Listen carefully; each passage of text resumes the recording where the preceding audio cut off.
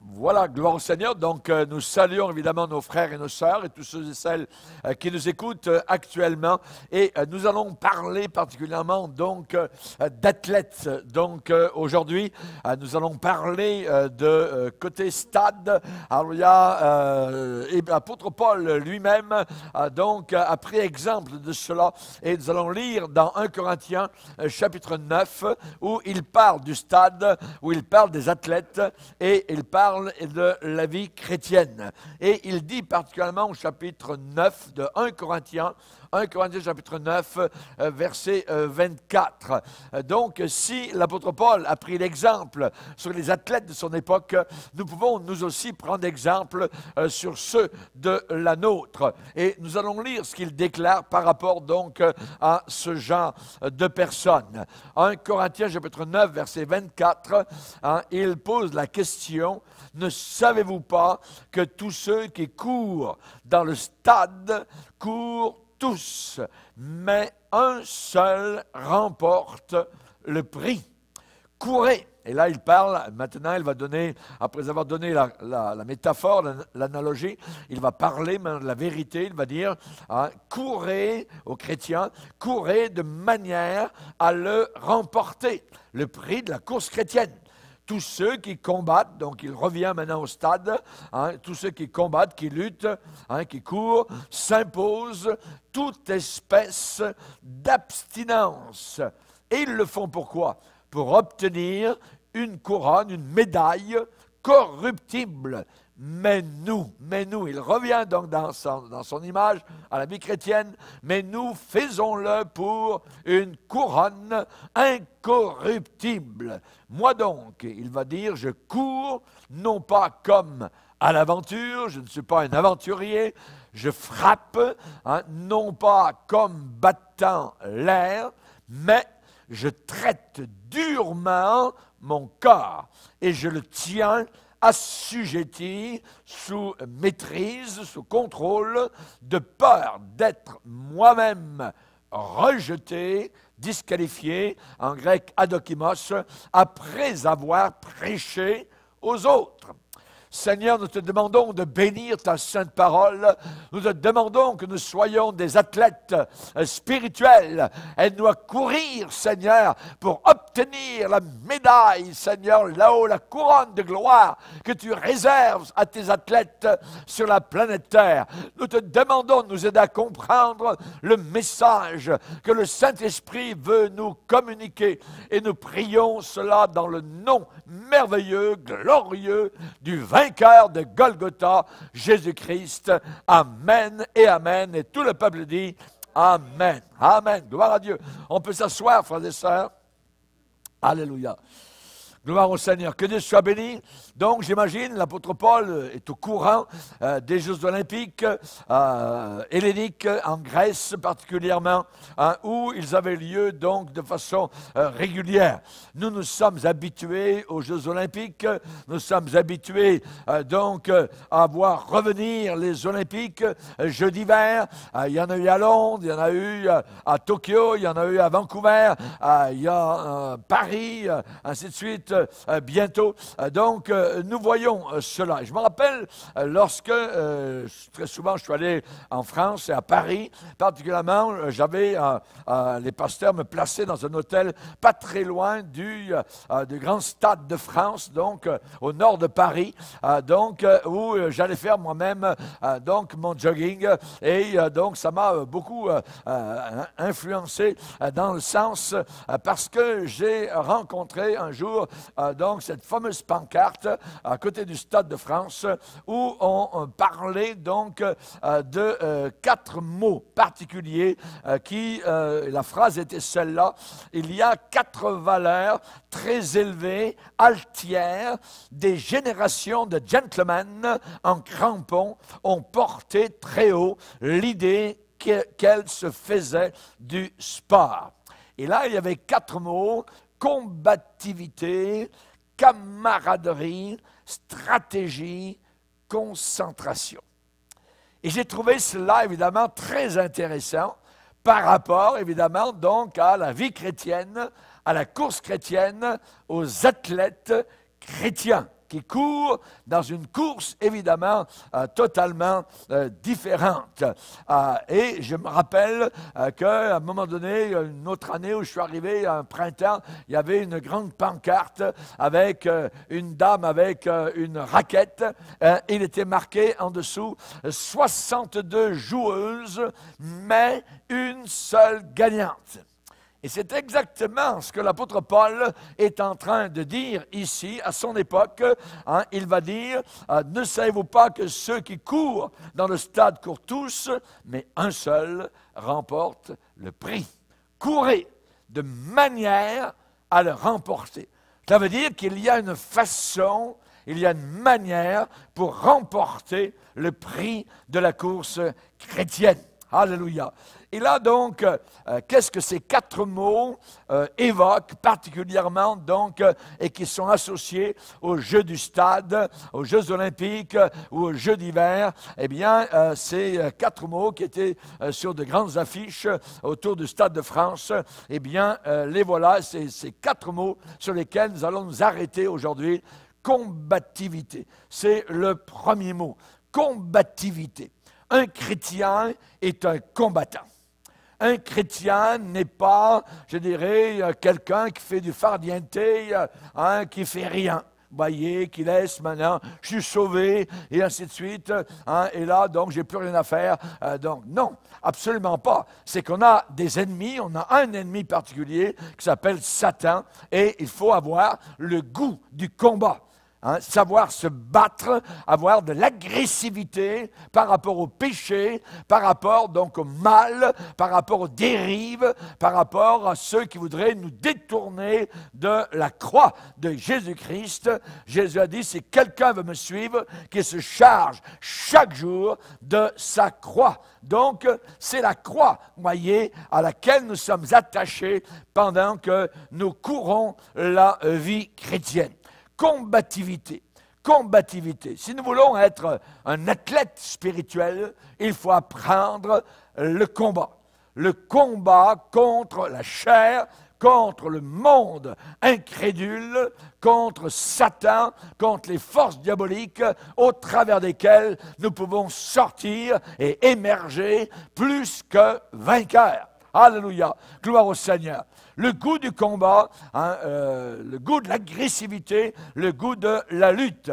Jésus en a parlé lorsqu'il a dit, ce sont les violents qui s'emparent du royaume de Dieu. Il a employé le mot de force, s'emparer. Comme on s'empare d'une forteresse, on s'empare donc de la victoire. Alléluia. Vaincre Satan. Vaincre Satan. Et dans cette combativité dont on nous parle dans les Écritures, eh bien, elle est décrite dans Zacharie chapitre 10, où on nous décrit en disant « Ils seront comme des héros foulant dans la bataille la boue des rues, la saleté, la pourriture des rues. Ils combattront car l'Éternel sera avec eux. » Zacharie chapitre 10 et au verset 5.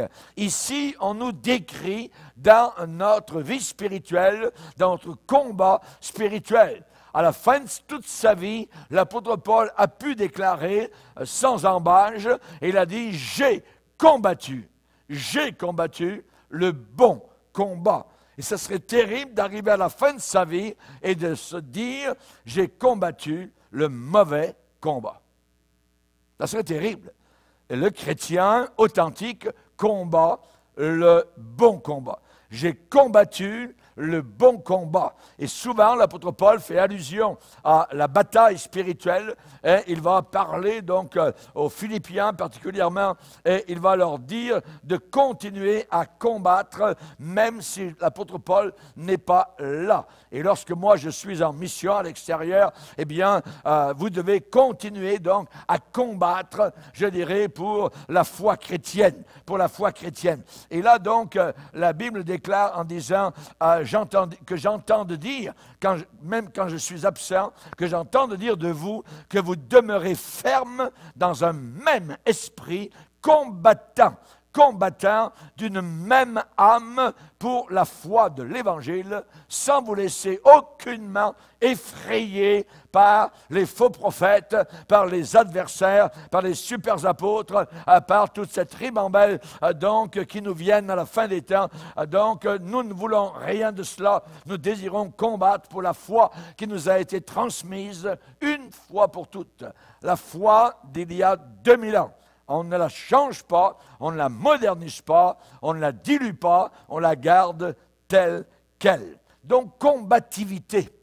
Un athlète doit avoir cet esprit de combativité, ça veut dire se donner sans retenue aucune sur le terrain, sur la patinoire, sur le lancer, donc pour sauter, je dirais, très haut, ou livrer un combat de pugilat, ça veut dire suer, évidemment, ça veut dire qu'il y aura des marques de bataille, peut-être qu'il y aura de la boue sur votre gilet, votre vêtement, peut-être qu'il y aura des maillots qui seront déchirés dans le combat pour un ballon, pour essayer de placer un but du côté de l'adversaire, voyez. Donc, combativité.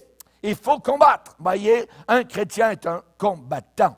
Pas de retenue, mais se donner totalement, évidemment, pour le Seigneur. On se rappelle que ne vont pas être comme ce fameux couple, Ananias et Saphira, qui ont fait croire qu'ils étaient de grands combattants. Hein. Ils voulaient arriver au niveau de Barnabas, qui lui avait donné tout un champ donc pour l'Église, hein, et eux ont voulu faire croire. Ils avaient vendu un produit, je dirais donc un terrain, quoi que ce soit, hein, mais ils en ont gardé une partie et ils ont fait croire comme s'ils avaient tout vendu et qu'ils avaient tout donné au Seigneur, alors qu'ils avaient retenu une partie pour eux-mêmes, mais ça par hypocrisie. Vous connaissez la suite, ils sont morts sur place parce que Dieu donc ne peut pas supporter l'hypocrisie. Alors évidemment, combativité, c'est la première chose. Quand on devient chrétien, hein, il faut apprendre à combattre, à lutter, voyez. Et où est-ce que nous luttons spécialement, où c'est une lutte particulière?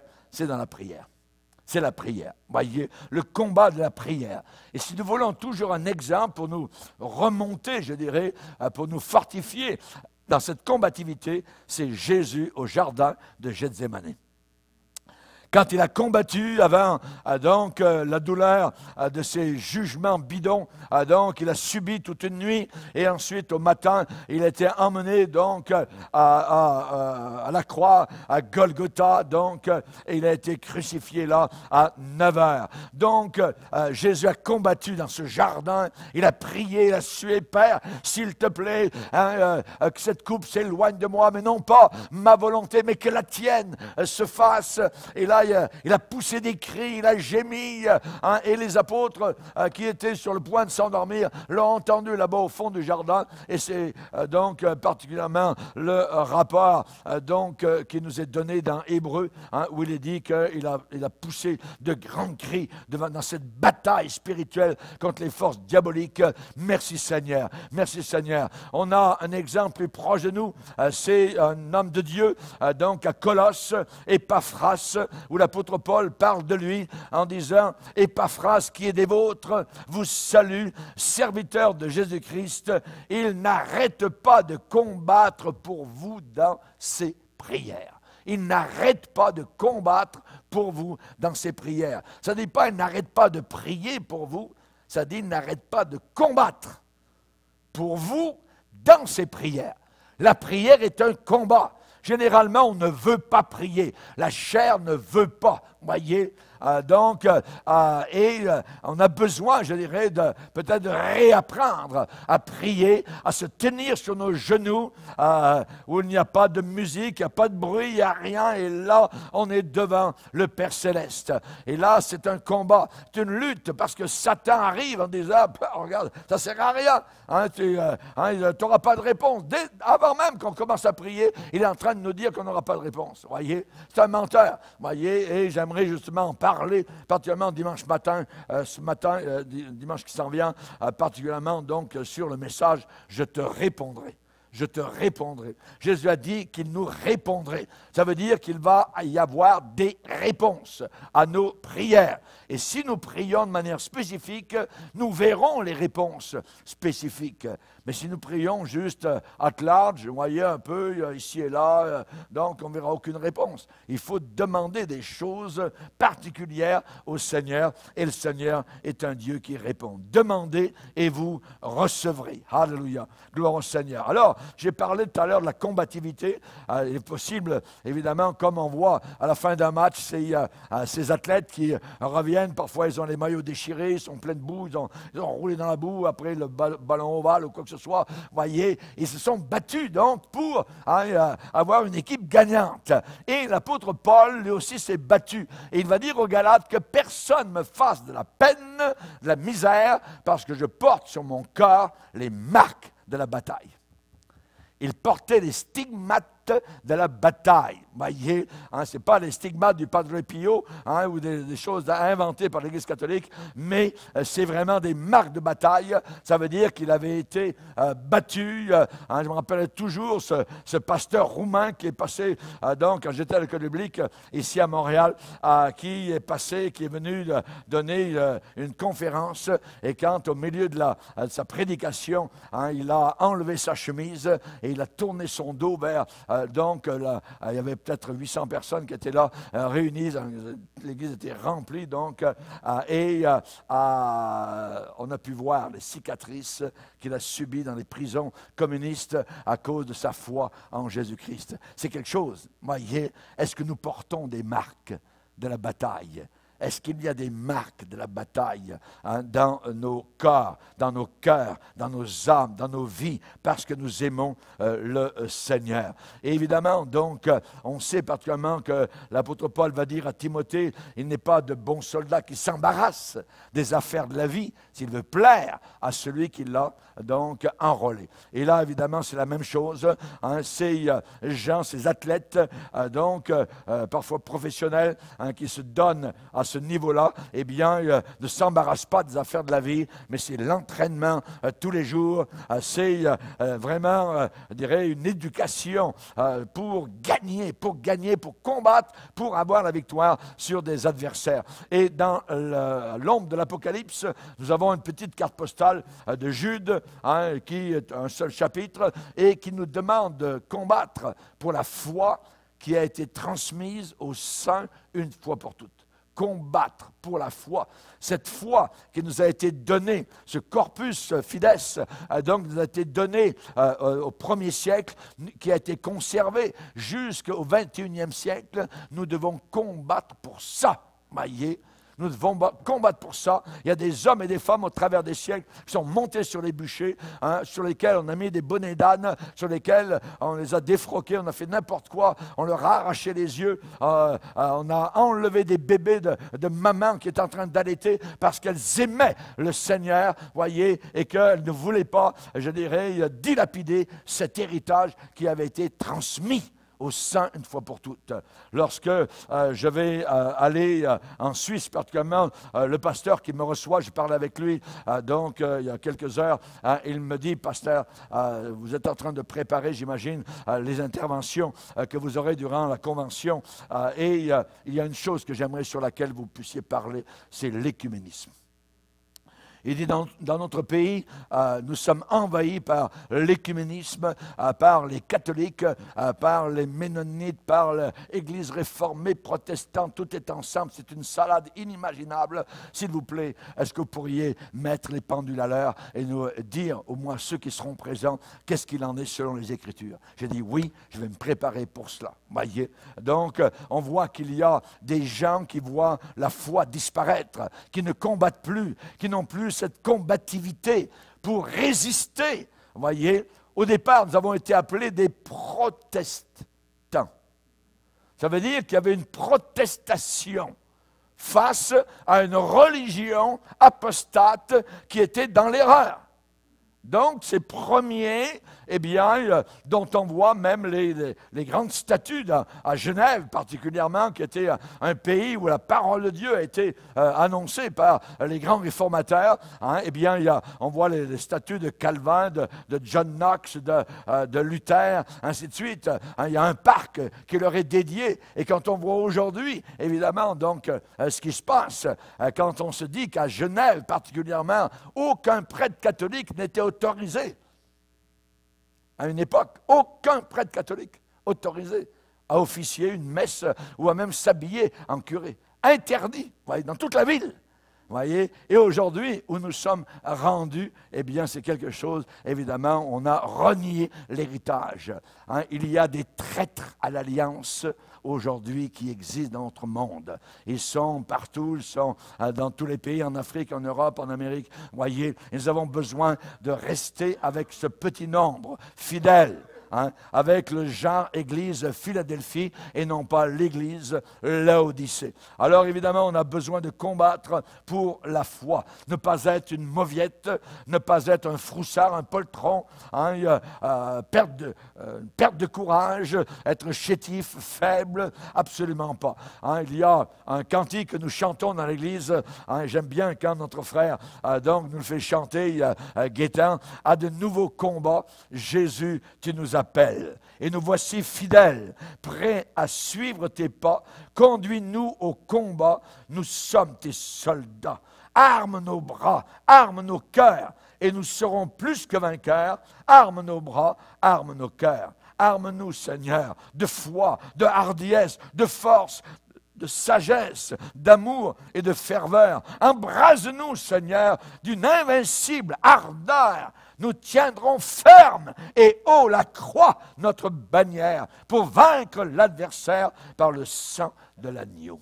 Alléluia. Merci Seigneur. Voilà la combativité. Si nous voulons être des vainqueurs, si nous voulons être des triomphateurs, amen. Alléluia. Il y a un cours à notre école biblique que j'ai intitulé « Troupes de choc ». Voyez, et là, il y a beaucoup de cœurs. Donc, puisque nous sommes environ 120 étudiants en présent, donc beaucoup ont été encouragés par ce cours biblique. L'athlète n'est pas couronné.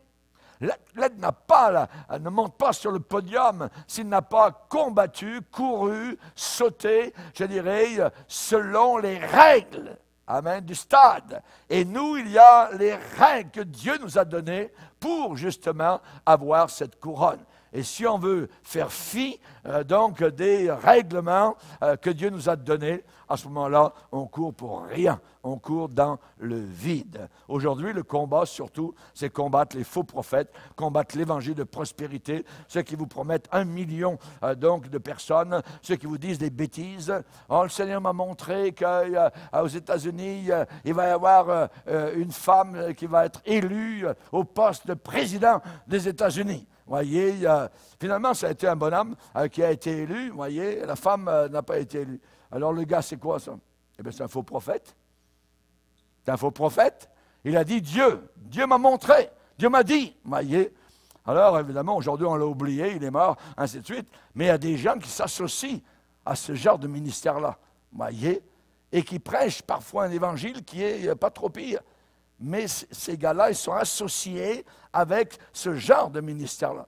Hein, ils vous promettent beaucoup d'argent, ils vous promettent toutes sortes de choses. Ils connaissent le véritable évangile, ils savent où le prêcher, voyez, au bon endroit, pour ne pas être trop discernés. Et ils jouent à l'anguille, je dirais. Et c'est la raison pour laquelle ils ont besoin d'être très aux aguets dans ces jours de la fin, parce que le diable est rusé, il est plus rusé que nous. Et nous avons besoin de nous appuyer sur les Écritures uniquement, et on ne déroge pas des Écritures inspirées par le Saint-Esprit. Alléluia. Combativité, c'est le premier mot que j'ai trouvé autour du Stade de France. Le deuxième mot, c'est camaraderie. Camaraderie. Alors, on connaît ça dans l'Église de Dieu, voyez, puisque nous sommes maintenant frères et sœurs dans le Seigneur. Et là, donc, c'est une des valeurs, je dirais, fondatrices de l'esprit d'équipe. De l'esprit d'équipe, camaraderie. Nous sommes des camarades, plus que cela, nous sommes des amis, plus que ça. On est des frères et des sœurs. Plus que ça, on est une même famille. Alléluia. Gloire au Seigneur. Alléluia. Et évidemment, sur le terrain, nous voulons gagner. Nous voulons gagner. Personne ne veut perdre. Voyez, personne ne veut. Alors on est camarades. Donc, on est des compagnons, on est des collègues, on est donc ensemble. Au rugby, par exemple, il y a un sens de solidarité entre les 15 joueurs d'une équipe. Il y a une solidarité ensemble, voyez. Et s'il n'y a pas de solidarité dans une équipe, eh bien, sur le terrain, l'équipe se met en danger et l'équipe ne peut pas gagner parce qu'il y a division à l'intérieur donc de la même équipe. Donc, il y a une responsabilité mutuelle établie donc entre plusieurs membres d'une même équipe. Alléluia. Vous voulez savoir à peu près le genre d'équipe avec lequel l'apôtre Paul donc courait? Eh bien, on va lire, si vous voulez bien, dans Romains 16. Romains 16, c'est une équipe assez grande, de plus de 40 personnes, imaginez. Romains 16, verset 3, même à partir du verset 1er, Romains 16, verset 1er, je vous recommande Phobé, notre sœur, qui est diaconesse de l'église de Sancré, afin que vous la receviez en notre Seigneur d'une manière digne des saints, et que vous l'assistiez, que vous l'aidiez dans les choses où elle aurait besoin de vous, car elle a donné aide, elle a secouru, donc elle a donné aide à plusieurs et à moi-même. Donc, elle fait partie de l'équipe. Saluez Prisca et Aquila, c'est un couple qui ont beaucoup aidé Paul, mes compagnons d'œuvre en Jésus-Christ, qui ont exposé leur tête pour sauver ma vie. Imaginez, est-ce que vous pourriez faire la même chose pour le pasteur Bourgier? Placez votre tête sur le billot pour le pasteur. Eh bien, ce couple-là l'avait fait. C'est ça qui est dit. Ils ont exposé leur tête pour sauver ma vie. Et ce n'est pas moi seul qui leur rend grâce, ce sont encore toutes les églises des païens. Saluez aussi l'église qui est dans leur maison. Saluez Épaïnette, mon bien-aimé, qui a été pour Christ les prémices de l'Asie. Donc c'est lui qui a été le premier sauvé en Asie. Saluez Marie, qui a pris beaucoup de peine pour vous. Saluez Andronicus et Junias, mes parents et mes compagnons de captivité, qui jouissent d'une grande considération parmi les apôtres et qui même ont été en Christ avant moi. Saluez Amplias, mon bien-aimé dans le Seigneur. Saluez Urbain, notre compagnon d'œuvre en Christ, et Stachys. Stachys, j'aime ce mot-là, vous voyez, Stachys, Stachys, mon bien-aimé. Saluez Apelles, qui est éprouvé en Christ, qui a fait ses preuves en Christ. Saluez ceux de la maison d'Aristoboule. Saluez Hérodion, mon parent. Saluez ceux de la maison de Narcisse, qui sont dans le Seigneur. Saluez Tryphène et Tryphose, qui travaillent pour le Seigneur. Saluez Perside, la bien-aimée, qui a beaucoup travaillé pour le Seigneur. Saluez Rufus, l'élu du Seigneur, et sa mère, qui est aussi la mienne.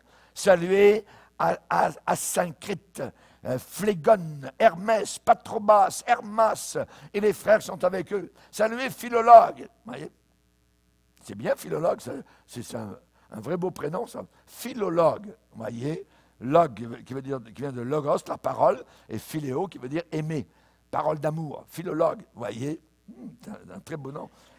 Et Julie, Nérée et sa sœur, et Olympe. Imaginez, tous ces gens-là ont été des gens comme vous et moi. Exactement.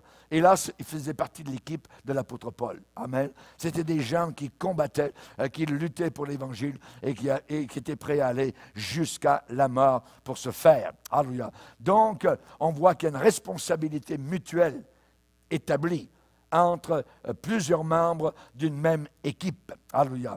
La solidarité, ça veut dire quoi? La solidarité, être solidaire, ça veut dire être dépendant. Il y a un partage, il y a une entraide de relations. Il y a un esprit de corps, d'ensemble. On est ensemble. Il y a une fraternité. Et là, il n'y a pas du tout une histoire d'individualisme. Moi, c'est moi ceci. Non, non, non, non. Ouais, c'est ensemble. On fait partie de l'équipe. Hein. Il n'y a pas d'indépendance. Il y a un verset dans la parole de Dieu qui est très clair vis-à-vis de cela, et qui détruit l'esprit d'indépendance. C'est Proverbe 18, le verset 1er. On va y aller. Proverbe 18, verset 1er. Proverbe 18, verset 1er. Il est dit, celui qui se tient à l'écart, voyez, à l'écart, cherche quoi? Il cherche ce qui lui plaît. Il s'irrite, il se met en colère contre tout ce qui est sage. Donc, là, évidemment, ce n'est pas l'esprit d'équipe du tout, voyez. Donc, il se met à l'écart de l'équipe. Hein, et cette personne-là, ce genre de personne, eh bien, ne peut pas être gagnant. Celui qui se tient à l'écart cherche uniquement ce qui lui plaît. Alors, on parle de quoi? Quand on parle de camaraderie, on parle de convivialité. Convivialité. Ça veut dire un caractère chaleureux, hein, des relations entre les personnes au sein d'un groupe. Ce sont des amis. Ce sont des amis, ce sont des frères, ce sont des sœurs. Épaule contre épaule. Il y a un lien fraternel. Bouclier contre bouclier. On avance ensemble, comme les Romains avançaient dans la bataille, bouclier à bouclier, voyez, et pour vaincre l'ennemi. Voici qu'il est bon, qu'il est doux pour des frères de demeurer ensemble. C'est là que Dieu envoie sa bénédiction, la vie, hein, pour l'éternité. Alléluia. Merci Seigneur. Nous savons que nous sommes passés de la mort à la vie. Pourquoi? Parce que nous aimons les frères. Ça, c'est un signe qu'on est passé de la mort, voyez, à la vie, de Satan à la vie avec le Seigneur. Et dans le combat, eh bien, qu'est-ce qu'on peut faire? Eh bien, puisqu'on a affaire à des camarades, à des amis, voyez, on peut poser sa tête pleine de sueur, parfois fiévreuse, sur l'épaule d'un collègue. Alléluia. Et on va trouver du réconfort. Se tenir par la main, se donner la main, tendre la main, voyez, pour relever un membre de l'équipe qui peut-être est tombé à terre sur le terrain. Hein? Donc, on va essayer de le relever. On sait que particulièrement, l'apôtre Paul va parler de Jean-Marc qui avait fait faux bond, qui les avait laissés en plein milieu d'une mission. Jean-Marc avait repris le bateau, était retourné chez maman à Jérusalem. Et là, évidemment, c'était une déception terrible pour l'apôtre Paul. Mais plus tard, il va dire à Timothée, « Hey Timothée, quand tu vas venir à Rome, prends avec toi Jean-Marc.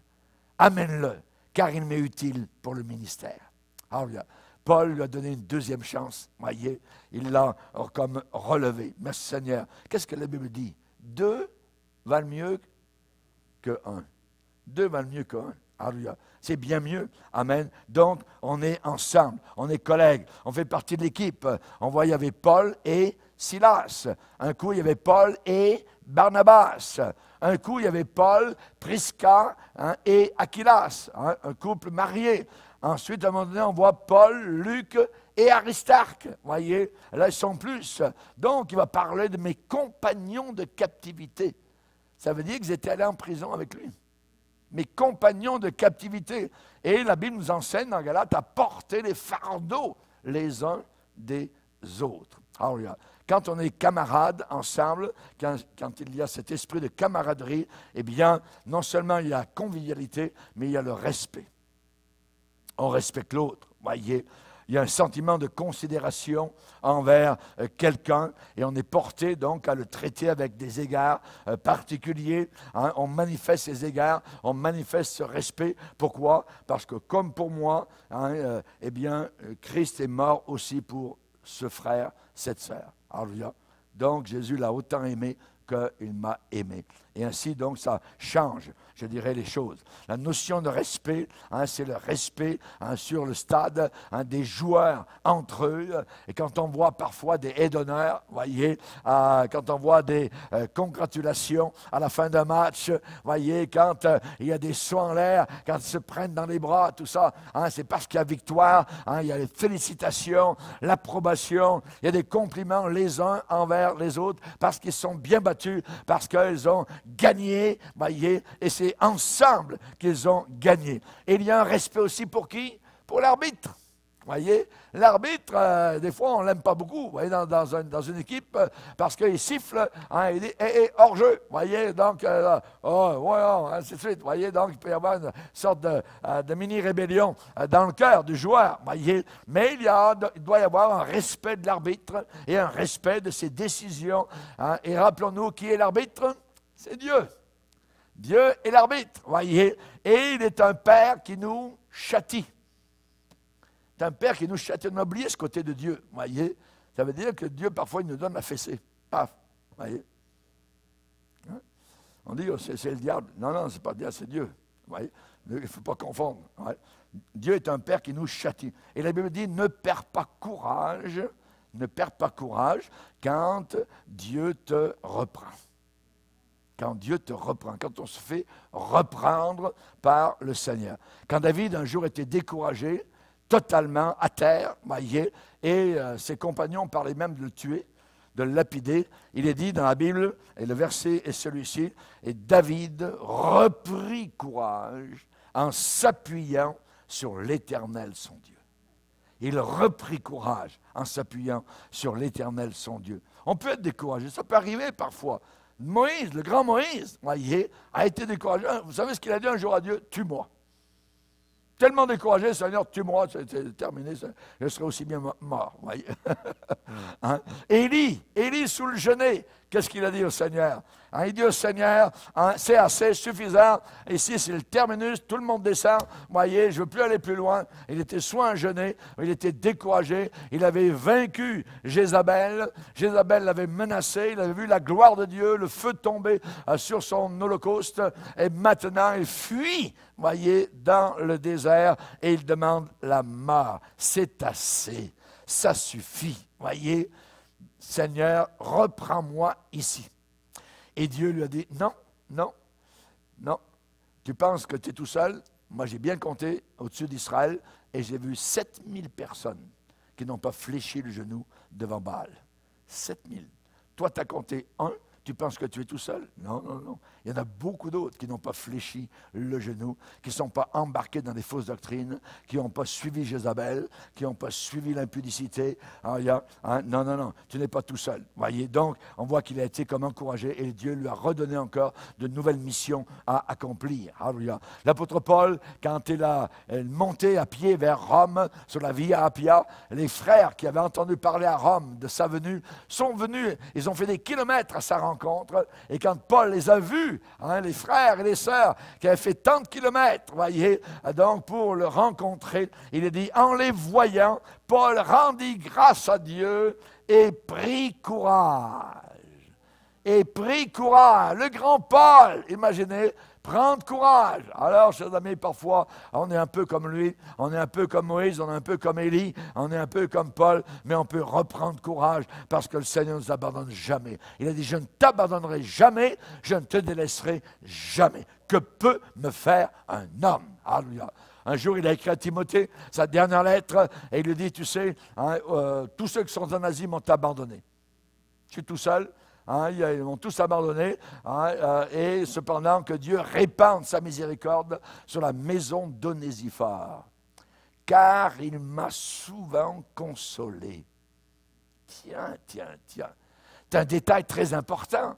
Ce grand homme de Dieu qui est allé au troisième ciel, qui est redescendu sur la terre, qui là-haut a entendu des choses inimaginables, a vécu des choses miraculeuses, tout ça, eh bien, il avait besoin d'Onésiphore pour le consoler. On n'est pas encore au ciel. Et on a besoin de nos frères et sœurs. On a besoin de nos Onésiphores qui nous encouragent, qui nous consolent. Il y a la réunion, quand on vient, hein, on voit nos frères et sœurs, le courage remonte. Alléluia, gloire au Seigneur, parce qu'on a besoin d'encouragement continuellement. Le troisième mot, alléluia, que j'ai vu inscrit sur le Stade de France, c'est stratégie. Stratégie. Alléluia, stratégie. Ça veut dire qu'il faut, les athlètes sur le stade élaborent un plan de match. Un plan de match, voyez, un plan de bataille pour franchir la ligne de but de l'adversaire, de l'équipe donc adverse. Comment faire? Comment faire? voyez. Et nous, c'est la même chose. Comment faire, voyez, comment vivre cette vie chrétienne, victorieuse, hein? Eh bien, il faut surtout exécuter correctement le plan de bataille que Dieu va nous donner.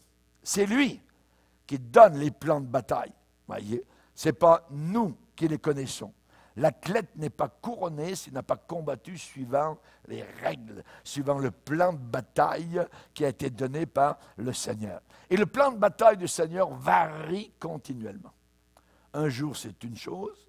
Un jour, la stratégie est totalement différente. David, tu viens de me prier? Tu demandes comment vaincre les Philistins?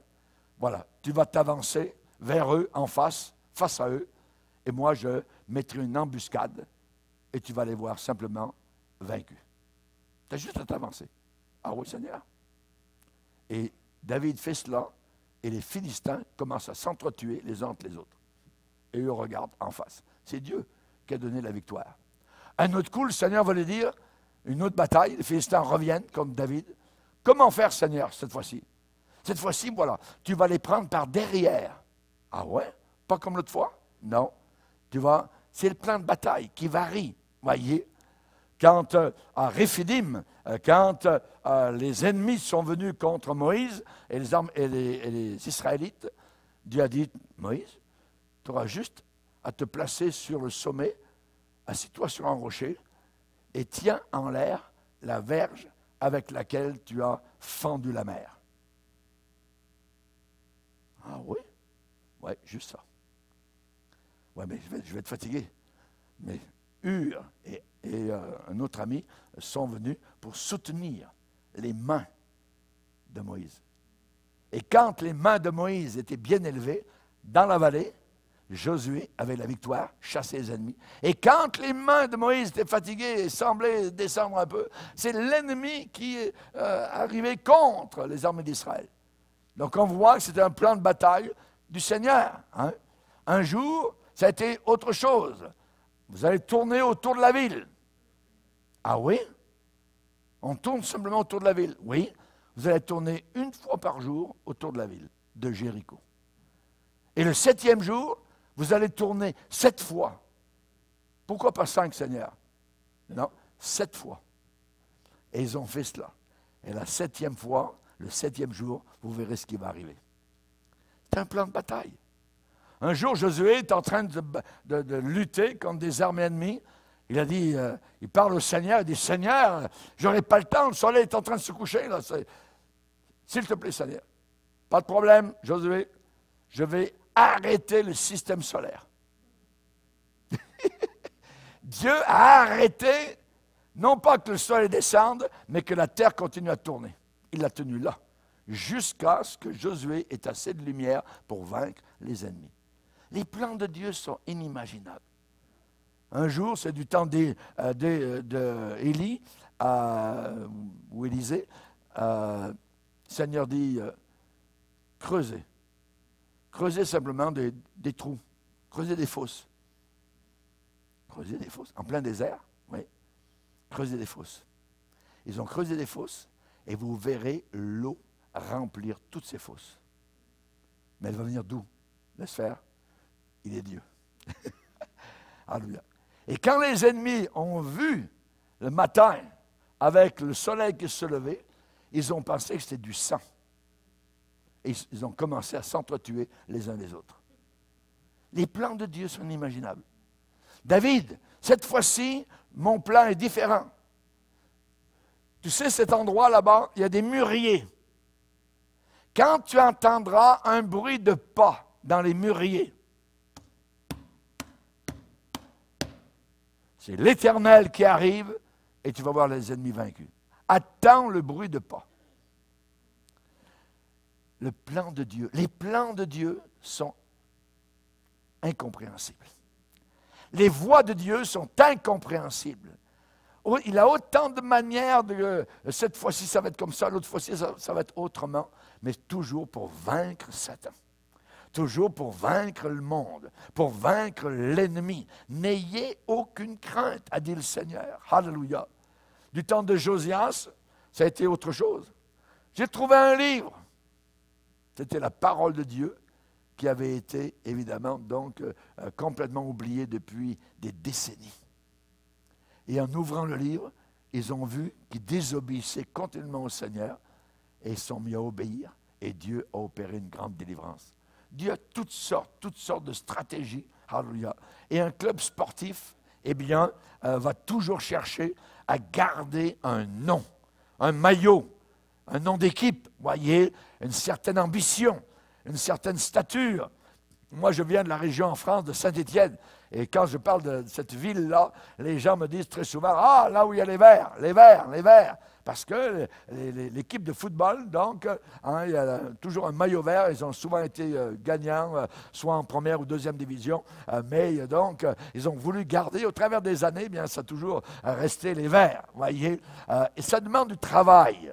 Ça demande de l'effort, la combativité, les vertus, donc, qui appartiennent à la réussite pour obtenir un trophée. Et la Bible se termine dans le dernier livre, Apocalypse, à celui qui vaincra. À celui qui vaincra. Amen. Je donnerai l'arbre de la vie qui est dans le paradis de Dieu. Celui qui vaincra n'aura pas à souffrir la seconde mort. Celui qui vaincra, que de promesses merveilleuses Dieu donne à chaque église. Alléluia. Gloire au Seigneur. Et le dernier mot, concentration. Concentration. Se concentrer. Dans le rugby, dans le handball, soit à la perche, dans le football américain, ou quoi que ce soit, ou le football simple, eh bien, dans tous ces sports d'action, il faut être concentré. Une concentration sur ce que l'athlète est en train d'accomplir. C'est facile de croire que la concentration est bien moins importante que dans d'autres éléments, d'autres sports. Comme le foot, dans le foot, le soccer, il n'y a pas besoin de tellement de concentration. Non. Partout, le hockey sur glace demande aussi de la concentration. Voyez, ce qui fait toute la différence, quand les joueurs sont, je dirais, à fond de train, voyez, en sur-régime, eh bien, il faut qu'ils aient de la concentration. Être concentré. On a un petit cantique qui dit, on le chante depuis des années, nous venons dans sa maison, il faut se concentrer. Il faut se concentrer. Voyez, se concentrer, ça vient de cum en latin, qui veut dire avec, se centrer avec quelque chose, sur quelque chose. Voyez, ça veut dire l'attention, elle est quelque part. Se centrer sur. Focusé, être totalement absorbé, être passionné, faire converger ses pensées vers le but à mettre, voyez. Donc, on sait que nous, particulièrement, la Bible dit d'avoir nos regards, notre concentration sur Jésus. Le moment où vous perdez Jésus dans la brume, vous êtes en danger. Il ne faut jamais perdre Jésus de vue. Ce qui est arrivé à Joseph et Marie, quand ils ont perdu Jésus de vue, ils ont été obligés de rebrousser chemin pour le retrouver là où il était, dans le temple. Et Jésus sera toujours dans le temple. Là où il est bienvenu, là où il y a sainteté, là où il y a soumission à sa volonté. Alléluia. Élisée, vous vous rappelez, Élisée savait qu'Élie allait partir, monter au ciel, dans un char de feu, et c'est ce qui est arrivé. Et avant, donc, Élie a dit à Élisée, qu'est-ce que tu aimerais que je fasse pour toi avant que je m'en aille, que je monte au ciel? Élisée a dit, j'aimerais bien quelque chose. J'ai regardé ton ministère, j'ai observé comment tu as agi, comment Dieu t'a utilisé. Puis-je le dire, Élie, j'aimerais avoir le double de ce que tu as eu. J'aimerais avoir le double de ce que Dieu t'a accordé. Élie le regarde et lui dit, tu demandes une chose difficile. Parce que déjà, le ministère d'Élie n'avait pas été facile. Demander le double, ça veut dire que tu vas être combattu, tu vas avoir des moyens de combat, des moyens de bataille. l'onction de Dieu sur une vie, ça coûte cher. La personne qui veut l'onction de Dieu va payer le prix sur la terre. Pas le prix de son salut, ça a été payé à la croix, mais le prix pour continuer à vivre et à porter la parole de Dieu telle qu'elle, vous voyez, sans compromis, c'est difficile. Mais si tu me vois pendant que je serai enlevé, cela arrivera. Sinon, ça n'arrivera pas. Si tu me vois, imaginez, et Élisée le regardait partout où il allait, il voulait absolument avoir cette réponse à sa requête. Si tu me vois, alléluia. Et quand Élie lui disait, moi je m'en vais plus loin, là, reste ici. Non, non, non, non, je m'en vais avec toi. Voyez? Il arrive à un autre endroit, moi je vais plus loin, là, tu peux rester ici. Non, non, non, non, je m'en vais. Il avait les yeux fixés absolument sur donc, son maître Élie. Alléluia. Ça veut dire qu'il était centré, il était absorbé par cela. Nous, c'est regarder Jésus. Il faut le regarder tous les jours. Il faut absolument que vous le regardiez tous les jours. L'as-tu regardé aujourd'hui? L'as-tu regardé? Si tu me vois, alléluia, nous voyons, Hébreux chapitre 2, nous voyons Christ glorifié. Nous le voyons. C'est Hébreux chapitre 2. On va le lire, Hébreux chapitre 2. Nous le voyons. Évidemment par la foi, mais nous le voyons.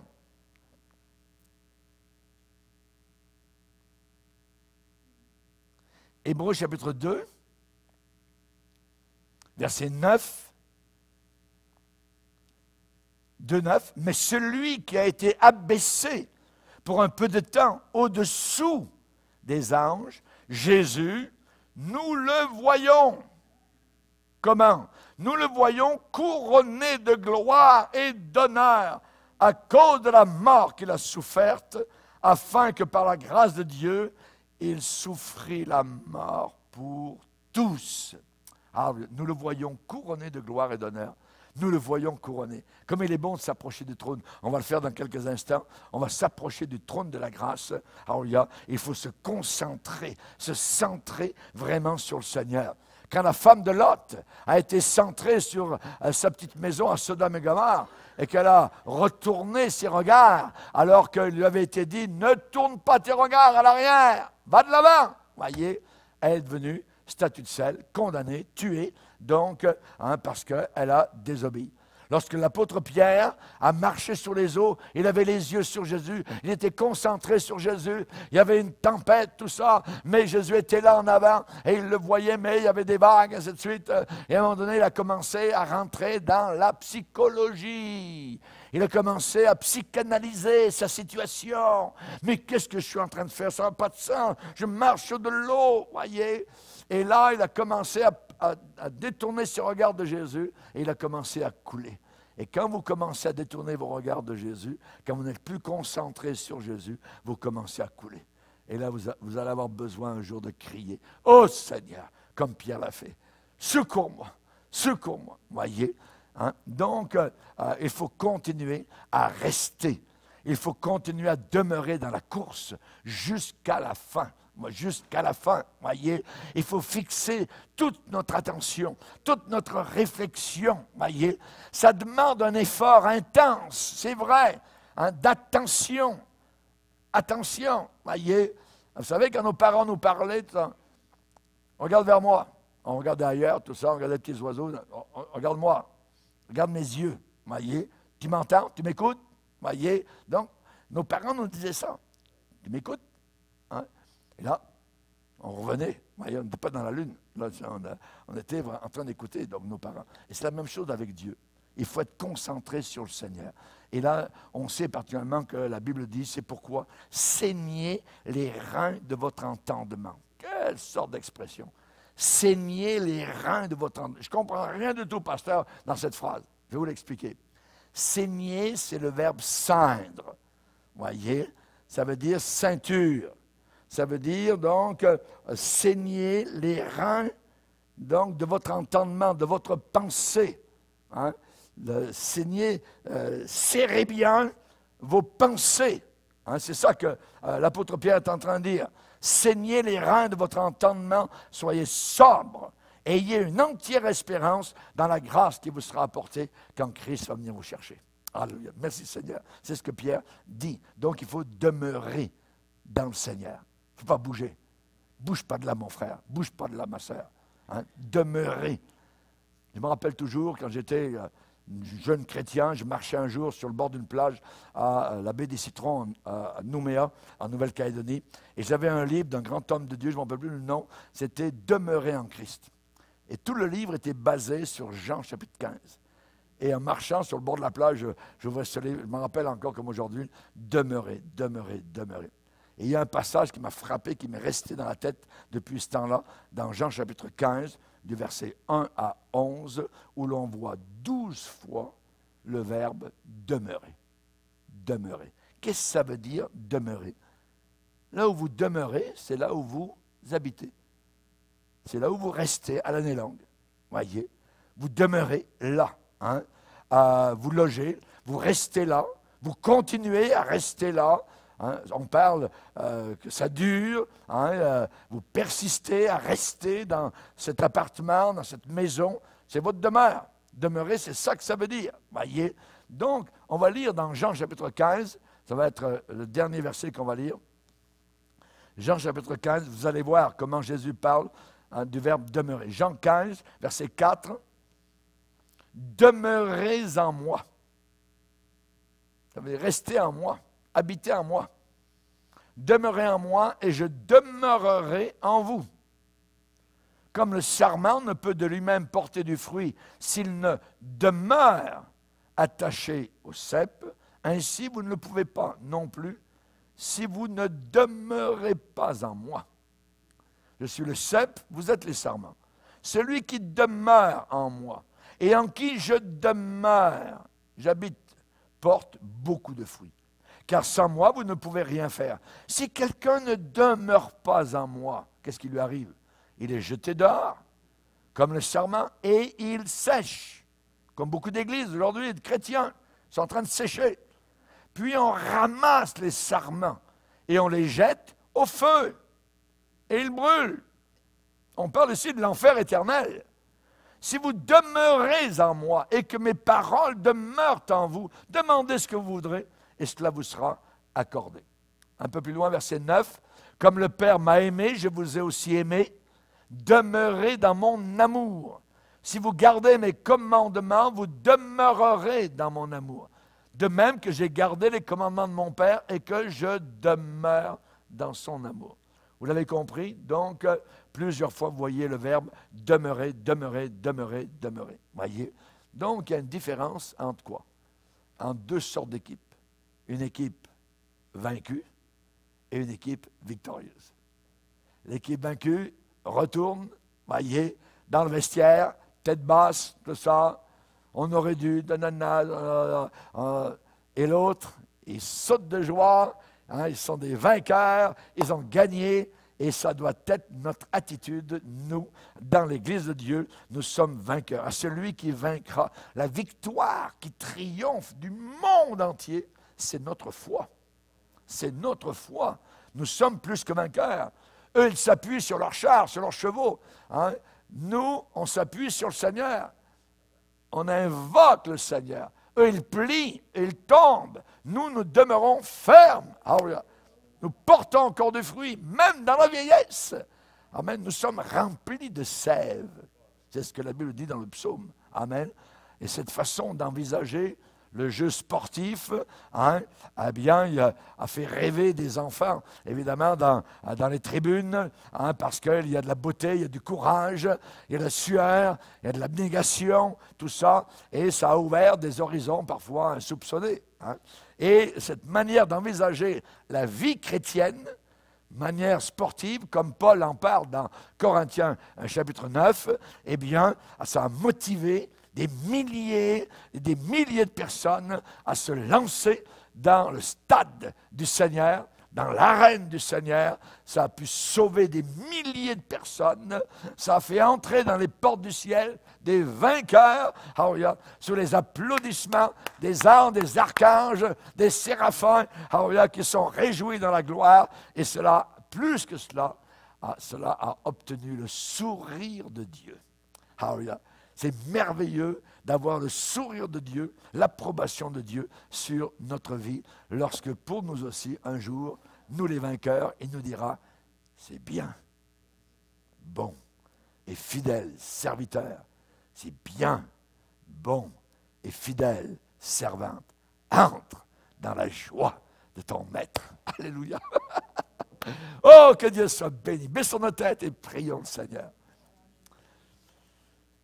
Seigneur, nous voulons t'adorer, te bénir, te glorifier, Seigneur. Nous voulons t'encenser de nos louanges, Seigneur, car tu es le roi vivant, tu es le roi de tous les rois. Tu n'es pas mort, Seigneur, tu n'es plus dans un tombeau, Seigneur. L'ange a dit aux femmes, entrez, regardez, il n'est pas ici, il n'est pas ici. Alléluia, nous te bénissons, Seigneur, car maintenant tu es au milieu de tes enfants. Tu sièges en roi, tu sièges en Seigneur et en souverain, et nous te voyons couronné de gloire et d'honneur. Donne-nous cette combativité, Seigneur, cette camaraderie, Seigneur. Donne-nous cette force, Seigneur, de vaincre l'ennemi, Seigneur, d'avoir cette concentration, Seigneur, de tout notre cœur sur ton Fils Jésus, d'être concentré sur notre travail. À toi soit toute la gloire, dans le nom puissant de Jésus. Amen. Et tout le peuple dit Amen. Gloire à Dieu. Alléluia. Gloire.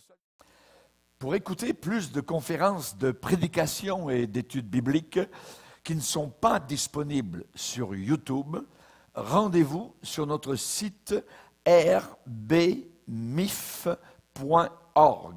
et vous allez accéder à notre menu messages, vidéos, prédications et vous aurez ainsi accès aux messages censurés.